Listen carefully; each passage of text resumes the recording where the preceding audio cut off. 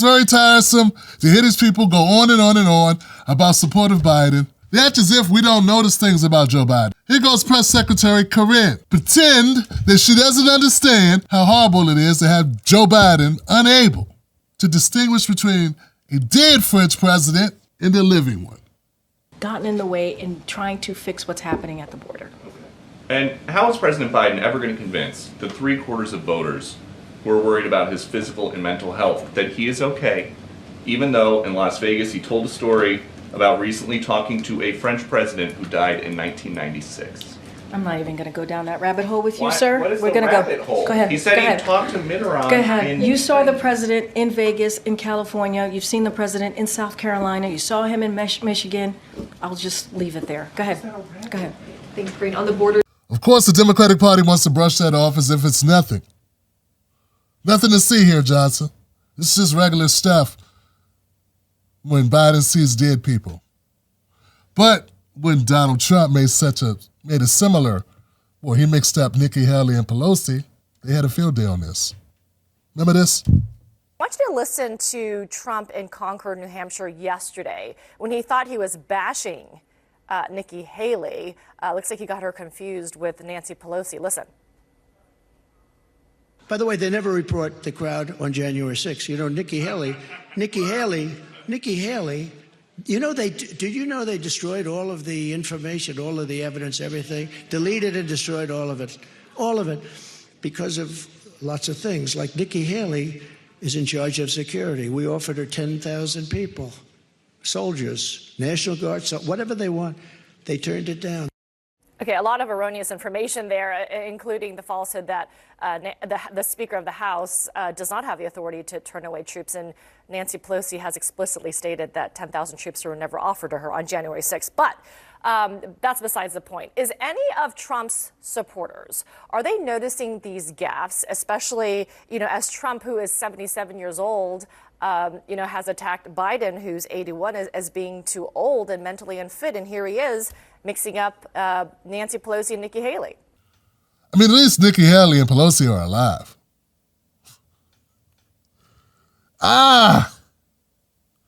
People say, Tim Black, why do you support Dr. Cornel West? How could you not? Look, we're all getting older. I'm getting older. You're getting older. Time keeps on slipping into the future. But it's one thing when you just pop, and you forget where you had that Sunday, or you forget who won the Super Bowl, or you forget which child you just called to grab your beer out of the icebox. There's a difference when you are president and you're supposed to be running the United States of America. Because that's what Joe Biden's supposed to be doing. As much as we have these elite blacks that try to tell us working class blacks that we don't have it right, that we don't understand things, I think they know there is a problem with Joe Biden. Yeah, even the most supportive cheerleaders for Joe Biden realize something ain't right. And vote. At this Greenville church, Pastor Curtis Johnson is worried about a potential lack of enthusiasm. How concerned are you that people will sit this election out? I'm very concerned about it. I am concerned that so many of our community, and I understand, feeling that some of the issues that are more relevant to us are not being addressed. We met with some members of his congregation who were split on their support, including independent voter Shannon Sloan. Who did you support in 2020? Joe Biden. Why not vote for him again? Well, I'm just trying to see if does he have any new ideas? I was actually looking for something new, but I did support Biden. Does Joe Biden excite you? Honestly, no politician really excites me. I was surprised to hear Representative Crockett almost sound like a reasonable system right here. Side. And I want to remind you, just as you said, there honestly was a lack of enthusiasm for the president when he was running last time. People keep forgetting that. Yes, people were energized over Obama, but they were never super excited over President Biden. They decided to make the mature decision. Either we can go with someone who we believe will keep us safe, or we can go with someone who has shown himself to not be our friend at all and want to be a tyrant. Because, power, money, job, opportunity within the Democratic Party will lead one to lie to the masses, then blame the masses for not believing the lie. Right now, the president has been pushing forward with this idea of finish the job. In his first 2 years, when he had a Democratic House, had a Democratic Senate, he was able to get monumental change done. Now, as you and I both know, just because you sign a bill into law doesn't mean that people will feel it on the very next day.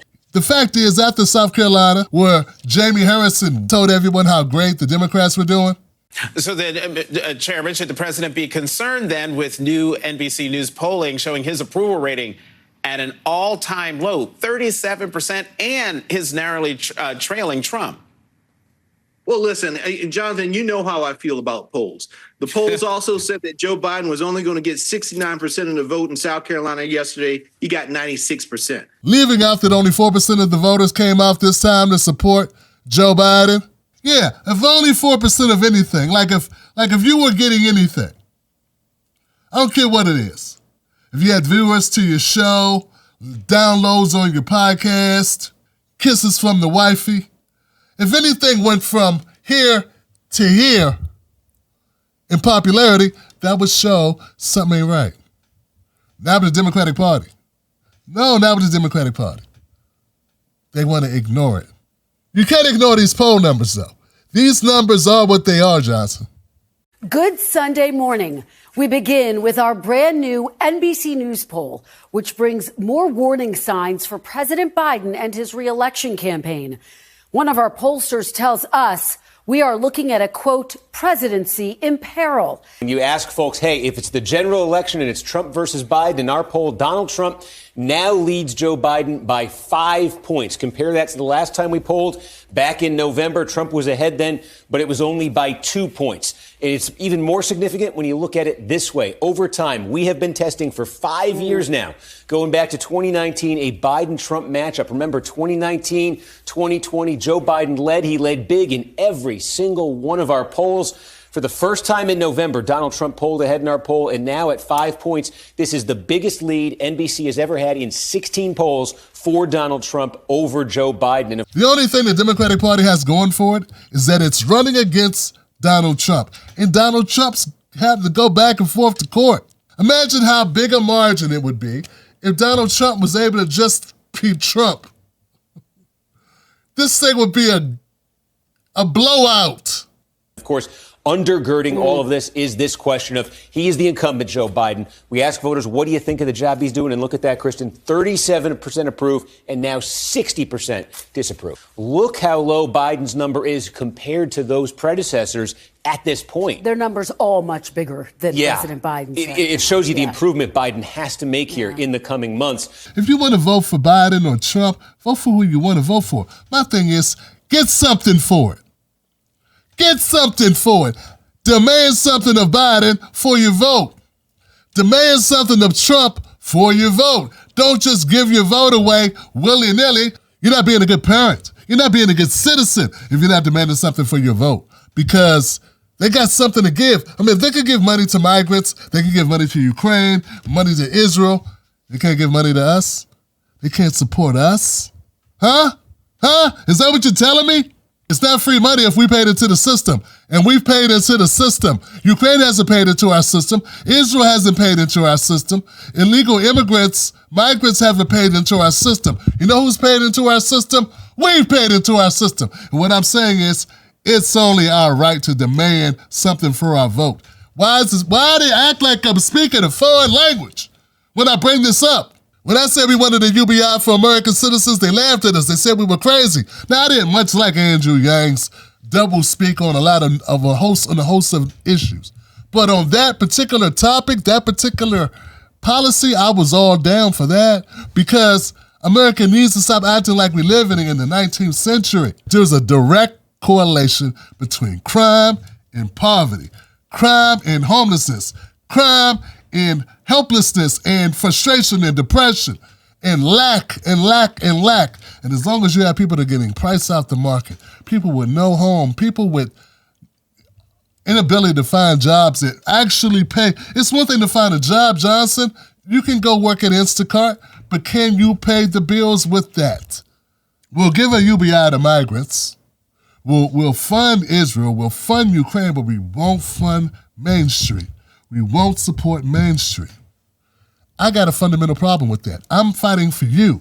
I'm going to be the voice of reason. I'm going to be up here pushing back. You want to cave in? You want to give Joe Biden your vote without a demand? You want to give Trump your vote without a demand? I know what? I'm going to sit my ass right here. I'm going to sit my black ass right here on this show, and I'm going to demand that they give something. I'm going to keep demanding it because I got to make up for all you brain-dead morons out there who want to just give it away for free. Who are so afraid of Trump, you're going to just back into the arms of Joe Biden and let him sniff your hair and take your vote and go to the ice machine and get a new ice cream cone. Okay? Pop forgot where he parked his car, and you know what? I don't have time to help him find it. What he needs to go do is find some policies that matter to us. Use that executive pen while he's still in office to sign some shit that matters for us. We got to stand up for it or we'll never get it.